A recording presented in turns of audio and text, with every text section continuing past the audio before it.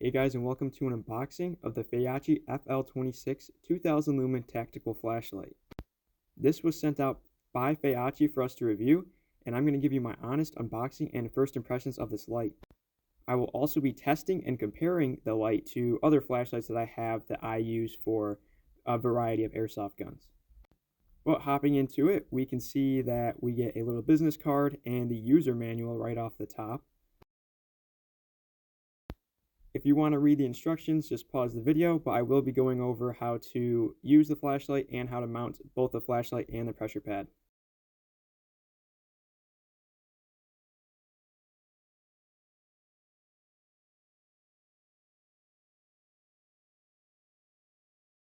This flashlight comes with quite a few different accessories, including pressure switch mounting plates. This is the M-LOK version here, and here is the Picatinny version, both of which come with all the hardware you need.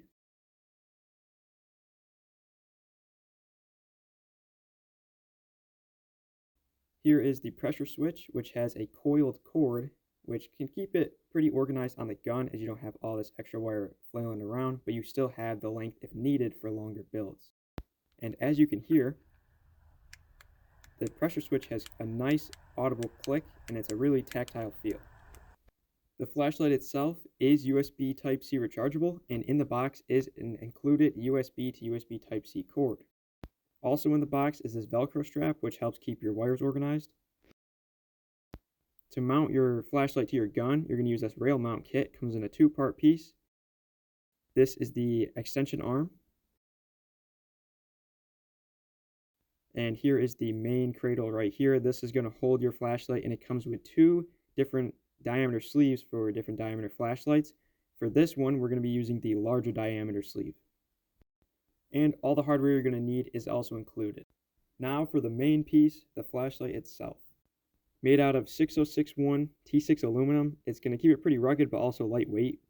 Has a waterproof rating of IPX7, can shine 250 meters, and has a duration at super bright for 40 seconds, which is 2000 lumens, high bright, which is 1000 lumens, will last 3 hours, and then the low bright, which is 300 lumens, will last about 6 hours. The charging time is 4 to 5 hours, but out of the box, this one came, I would say, probably like 75% charged. I did charge it for later in this video, so you will see that. Rotating the head of the flashlight will adjust the focus, and this is great for focusing on things that are nearby or at a distance. The back cap end of the flashlight has a twin tail switch setup. Just like the pressure switch, this cap has a very nice click and tactile feel. Putting the pressure switch onto the flashlight is super simple. Just unscrew the back cap end and then screw on the pressure switch end. Pressing and holding the momentary section, which is the longer area of the pressure pad, will turn it on, and then clicking it will turn it off. Double clicking it quickly will send it into strobe.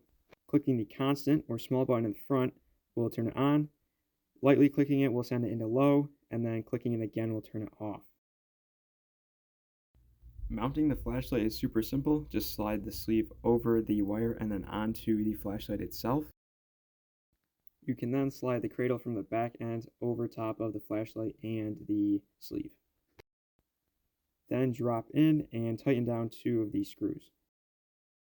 Following that, drop 2 more screws into the extension arm here and then add the M-LOK nut onto the bottom of both screws. Position it onto your gun and then tighten down. Routing the cable is pretty much different between every gun, but I decided to bunch up the extra cord in between the flashlight and the rail and then keep this pressure pad pretty much right on the top of the gun. And I used the included Velcro strap to keep everything nice and tidy while also keeping the pressure pad in place.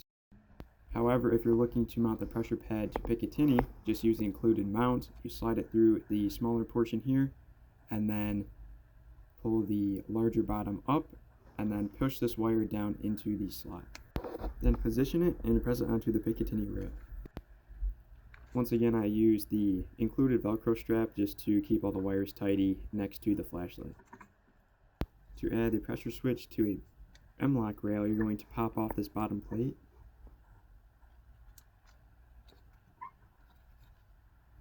feed in the pressure switch the same way we did with the Picatinny. Press the bottom plate back on. Drop in your hardware, and then put on the M-lock nuts from the bottom. Position it on the rail, tighten it down, and then press your wire in. As you can see, I have used the included Velcro strap to hold everything neatly on the rail, and this is a longer build, so the pressure switch fit nicely with the M-lock housing, but for some shorter builds it might not fit as nicely. And now for some testing. This is in my basement. There is a little bit of ambient light to the back or in the background from some small windows, but the video actually is relatively accurate to what it looks like in real life. Now for a bit of a range test. This is relatively accurate to what you might find in some CQB areas with dimly lit areas, and then in the back you have what is almost completely pitch black, and this flashlight just lights up the entire room. Twisting the flashlight head will focus it, as you can see, and that thing is super bright. That whole area is lit up, and this is accurate lighting to how it looked in person, like I was saying earlier, so pretty sweet. For a comparison, I took it off of my rifle, that way it doesn't have the mark in it from the suppressor, and here we can see this is the brightest setting.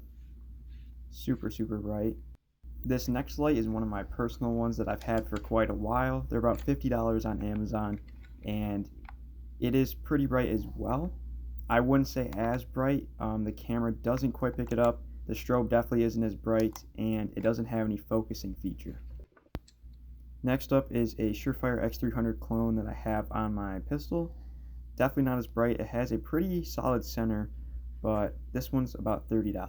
There's no focus feature or strobe effect whatsoever. And now side by side, on the right side is the Feyachi and on the left is the pistol. When unfocused, the Feyachi has a slightly weaker center. As you can see, the pistol light is showing up a little bit, but the whole outer ring of the X300 is completely washed out by the Feyachi. Now we have the Amazon light on the left side and the Feyachi still on the right. While unfocused, the Feyachi does struggle a little bit in the center region compared to the Amazon light, but when we focus it in, you can see that the Feyachi does hold true. And to wrap this up, this is what it looks like to have the Feyachi shined at you. This is the low setting, high setting, low setting, and then strobe. That is going to conclude this video. Thank you guys all for watching, and if you do want to pick up anything from Feyachi, make sure you use code ST6SALE20 for 20% off your order.